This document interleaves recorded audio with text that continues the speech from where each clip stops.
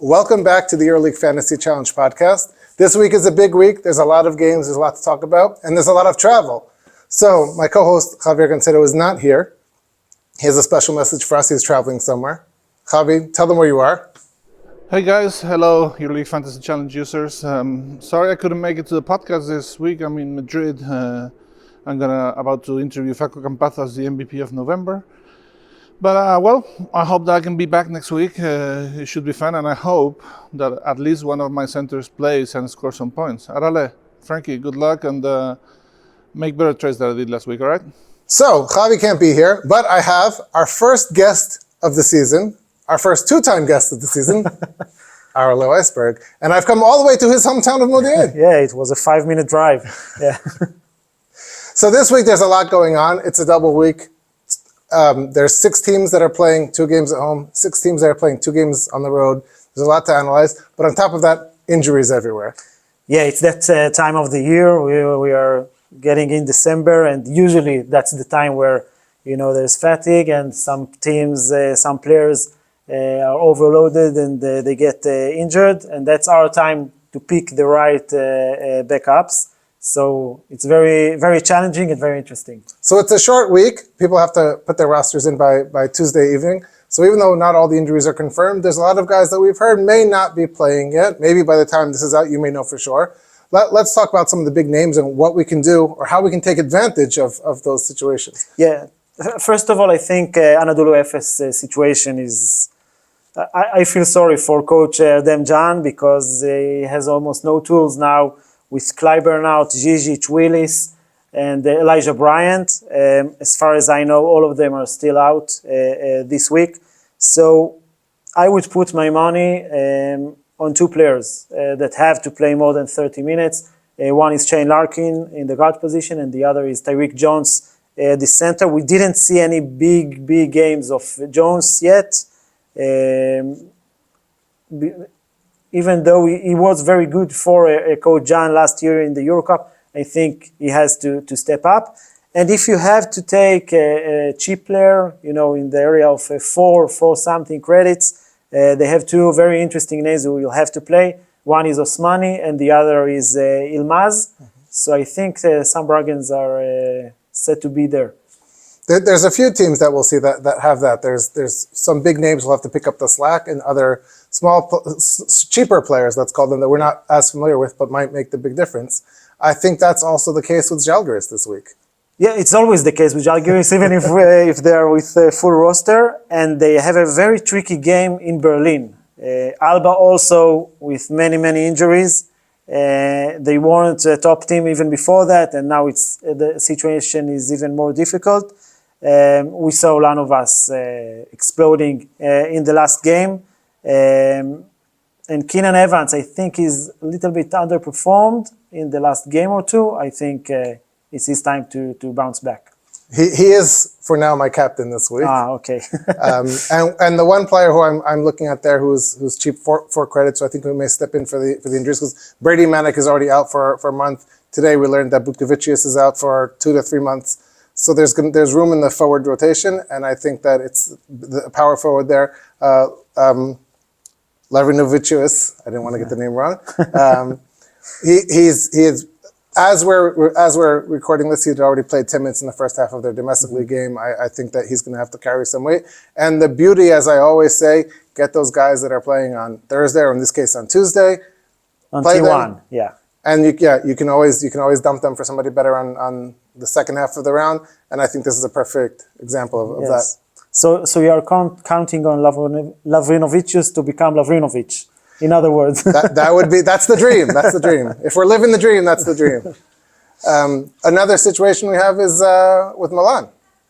Yeah, Milan is only one injury, but it's half of the team. With Mirotic, we still don't know how long he's going to be out, whether he's going to play in the first game, the second game, or nothing at all. If he's out, I'm not sure I'm going to take this player because he's a little bit expensive, but I expect Nicolo Melli to do very well, at least in the first game, because he's always good against Bayern, and it's the same position, and he's in good shape, so I expect him to deliver. I believe he's only 11.1 credits. Yes, something like that, yeah. My first thought was Vogtmann, but something's not working for him, so it might be too risky. So Melli is my initial candidate. And now you just told me right before we started taping that Frank Kaminsky may miss the game for Partizan. Yeah, I don't know exactly what's going on. I just read. There's a site called RotoWire. They always give the biggest news and the hottest, and they are straight to the point. Before the players knows that he got injured, they already publish it. So something was written there about him getting injured. If he's out, then we have to think about Partizan's rotation in the front court, especially Caboclo, which is amazing. I don't remember many players joining the EuroLeague for the first time in the middle of the season in a team with big roster, with big coach and big expectations, and it just went there smooth. So he could be a nice choice. There are also some signings coming up now. We have Efes already to fill some of the holes, signed Mike Daum. Do you believe in general players in their first game are worth taking? No, I don't. Especially players who never had prior experience in the EuroLeague. Maybe veterans who come back to their former teams or played in the EuroLeague. Okay, I can consider it, especially in a situation like Efes has. But generally, players, rookies, it's very difficult for me. But I would agree with that, especially at 9.9 credits. I think it's a big risk. Yeah. I don't know if they'll throw him in, but I would rather. Can't you drop his price to 7 and we'll take him? I can, but I think next week his price will drop. And I think that's also a part of the skill of managing your team is seeing a player like that, understanding his skill, saying he's 2 now, he's not going to get the minutes, that price will drop, but maybe in 3 or 4 weeks, when that price has come down to 8 and he's adjusted and has a role, and people are coming back, then you can figure out when is the right time to take him and is he a difference maker. Right now, it's a bit of a risk, even if he's forced into those minutes. Yeah, it's like stock market. Exactly. In general, exactly. I think the biggest dilemma for this week, for this round, will be picking a coach, because all games are widely open, and we mentioned Alba Zalgiris game, which makes Zalgiris a clear favorite, but it's on the road, so I don't feel very comfortable about it. I don't know who I'm going to pick. Do you have an idea? I'm thinking maybe of taking Coach Lasso and Byron, because if Mirotic is out and they're home, that maybe that gives them a little bit of the advantage. But at this point, unlike some weeks, I'm looking for the 25 points from the coach that wins in a blowout. This week, I'm just looking for a coach I'm comfortable is going to win at all. Yeah, give me 10 points for fewer credits as possible. That's a good approach. And one more thing we have to remember, after this double round, we have a window of unlimited trade after round 13. So you can build your teams brand new. And when you make the substitutions this week, you don't have to take players on long term. Think about them only for this week. Yes, I've started to dig myself into little holes each week, and I'm looking forward to the end of this week when I can start from scratch and build them. And I think I have 114 credits, so that's a lot to work with. Yes. But sometimes you're limited by guys who every week you're adjusting to an injury or this or that, and all of a sudden you can't make all the trades you want to. I think that it became a weekly moment that I'm thinking, I should have gotten the unlimited trade this week because I want to make like 6-7 changes. So in 1 week we're going to have it. So who is the of all the bargains we've discussed? If you get to that point where you have 6 or 7 credits and you're looking to get somebody, who is the player that you have a good feeling about? Well, it's always difficult to take someone after he made a big game because you're fighting the war which is already over. But I can't go against Partizan of Alba. He was remarkable against Maccabi, and I believe he should do the same against Zalgiris because, as far as I know, the injured players of Alba are not supposed to be back. So I'm going to trust him. I think when you're looking at the players in that range, what you're looking for is talent and opportunity, and when they meet, and that's what he has. I took him last week in the same segment. Congratulations for that. Not on my team, just on the podcast as my cheap player. I took him, and I believe we said someone under 10, and then under 6, and I said Vanya Marinkovic, who's also had a good game and is on my team, because that's what you're looking for, guys like that. I was considering this morning Butkovic is thinking the same thing. There's minutes there. They're going to Alba Berlin. It should be a high-scoring game. Now he's hurt. I don't want to steal your pick or keep the same pick that I had, but I did pick Levernovicius, and that's who I'm hoping. Also, Yildirim from Efes. Those are guys who, at the end, I'm going to build my whole team at forward. That's 4 points. I'm hoping one of those guys will give something. And again, the beauty of that is that they're both playing on Tuesday, so I can adjust.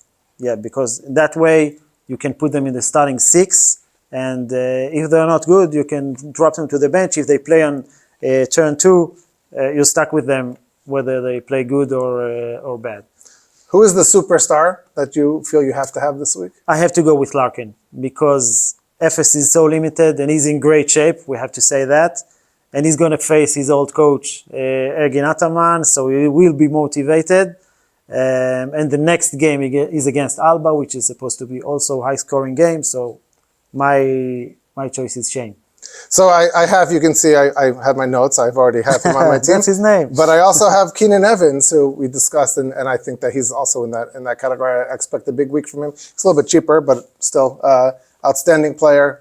Really coming into his own as one of the stars of the league, and I think this is a great week to have him. What are your approaches? Do you ever look at the games in the double week? Who plays? Are you concerned when teams play twice on the road? Does that bother you? Yes, of course. You mentioned 6 teams playing only at home. It's very important. Also to look for teams who play Tuesday and Friday. They have an extra day of some rest. And it could be very meaningful, especially with teams that have short rosters and some injuries. They need those 24 hours. So yes, take that in account. Don't take teams only on the road or teams who play against the best defensive or the highest quality opponents. And that way it will be easier to pick your favorite player. So I will commit to tomorrow, right shortly before the games, I will publish on Twitter, X, formerly known as Twitter, my team. So I have until tomorrow to make changes because I think that it's impossible to commit now when we don't know all the injuries, who's going to play, who's going to be available. It's silly to do it. And then, but I do plan to have Larkin. I already have Evans, and I'm keeping him. We'll see what happens with the other guys, and I'll build around that. Any moves that you think people need to already consider now, regardless of the injuries? I was going to say, before we planned the show, I was going to say that Mirotic looks a little bit off lately. Maybe it has something to do with the injury. Maybe he suffers, and that's why his numbers were slowing down lately. I think Lorenzo Brown of Maccabi is slowing down because of Wade Baldwin's return and his dominancy. So I would advise to avoid him. Other than that, I don't know what to think about Eddie Tavares. I saw him last week in the game against Maccabi. Was not in the fantasy because it was rescheduled. It was like amazing, but the next game he was very, very slow. Something is not working there. He's not very stable, and for his price, it's too dangerous. And also, I think what may hurt him is usually when you have a superstar like that, they get to play through it. But he has behind the best backup center in the EuroLeague. So if he's not playing great, then those minutes can disappear quickly. Yeah, and I think just Mateo feels very comfortable with the fact that this year, unlike any other season, he doesn't need to overuse him in the regular season. So he tends to rest him as much as he can, and that's not very good for us in EuroLeague Fantasy.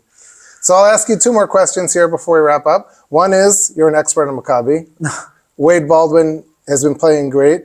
This week, the 2 games on the road, do you think that he's someone worth riding for the 2 road games? Yeah, I think so. I think you can't go wrong with him. We know that he tends to have some off games from time to time, but he had this off game against Madrid, and I think I saw on his body language that he's very focused, and Maccabi knows after 6 home games in Belgrade without fans, now they're going to meet fans again, not their fans, but it's a different atmosphere, and you get much more motivated. I think Baldwin lives for these moments, and playing against Asvel and then against Bologna, I think it's a good opportunity for him.